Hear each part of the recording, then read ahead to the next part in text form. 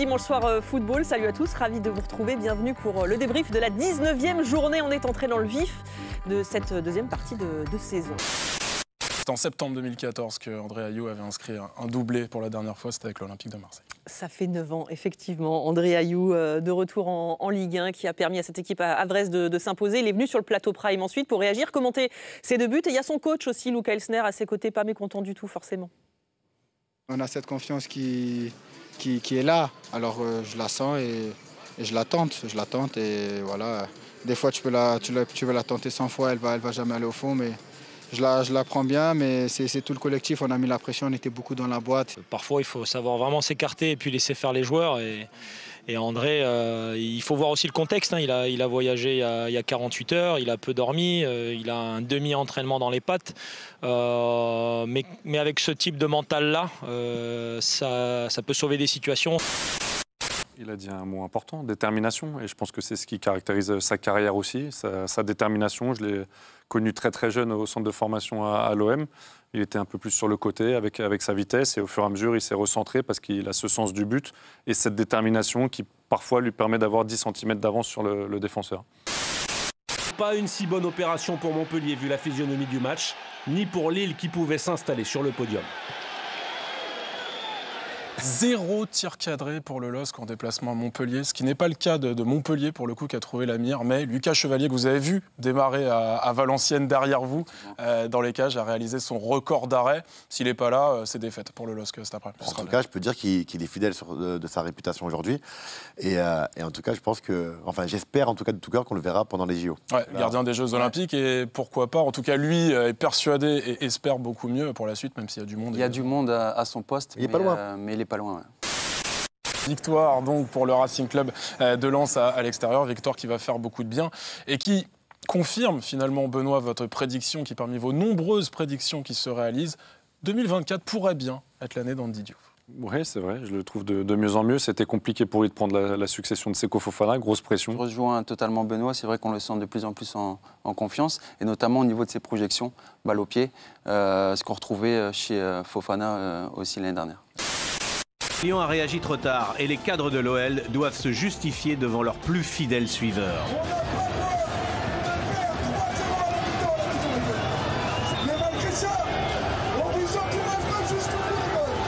Il y a vraiment un sentiment de honte quand on va devant eux. Et on sait qu'ils sont là, donc il faut qu'on ait un minimum de fierté pour leur faire plaisir.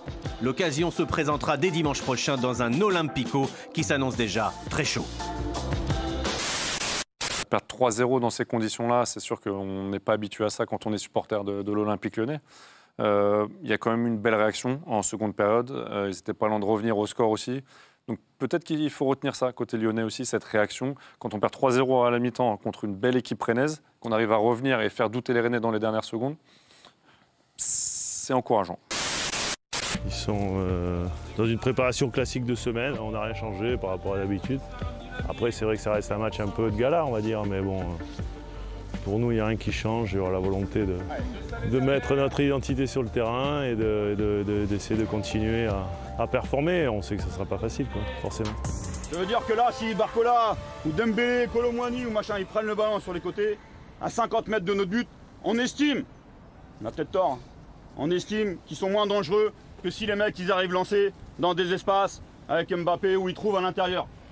Ça, c'est nos options. Une erreur de placement, un manque de concentration et on le paye cash. 11e victoire pour Nice cette saison et c'est symptomatique, la 8e par seulement un but d'écart. À la niçoise. Ouais. À la niçoise. Pas de spectacle, mais de l'efficacité hier encore côté niçois. Écoutez, Francesco Farioli à notre micro juste après le match avec Alexis Grasso et Édouard Cissé. Sa philosophie, c'est step by step, tranquille. Pour nous, c'est la priorité de faire un pas après l'autre. Et vous savez, c'est comme être dans le brouillard. Vous ne voyez pas vraiment ce qui va se passer dans le futur, mais vous savez où est le prochain pas. Et là, on sait où il est et on va dans cette direction.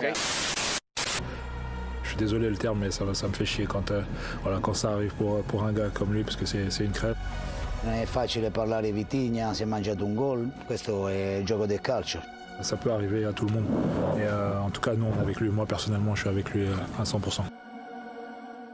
Mi dispiace per il pubblico, per la gente che è venuta e che si aspettava una vittoria, però noi dobbiamo guardare avanti. Au coup de sifflet final, même sentiment de frustration dans les deux camps, mais pas pour les mêmes raisons. On avait à cœur de prendre ces 3 points à la maison, donc sur ce plan-là c'est frustrant. On reste invaincu à la maison au championnat, donc voilà, ça faut le souligner quand même. We deserve this point for sure. 10 against 10, that's my feeling, we'll win this game. À l'extérieur du Vélodrome, Vitinha, coupable tout trouvé par les supporters. Franchement, je suis dépité. Encore la dernière occasion, comment il la met pas? On comprend pas. Vitinha, c'est quoi? T'en as eu 2, t'en as eu 3, Vitinha. Si tu la mets pas maintenant, tu la mets quand, Vitinha? Ah, Vitinha, la vérité, tu me donnes 20 balles, je fais mieux que lui. Hein. Après, là, on est en train de parler d'une action d'un joueur. S'il n'en avait pas loupé d'autres avant, on ne serait pas en train d'en parler autant. Je vais prendre l'exemple d'un autre joueur qui avait pas mal de déchets devant le but, mais qui se créait beaucoup d'occasions, Cavani, qui a marqué énormément de buts et qui pouvait rater ce genre d'occasion aussi. Mais il se créait tellement d'occasions après qu'il marquait et on en parlait un petit peu moins.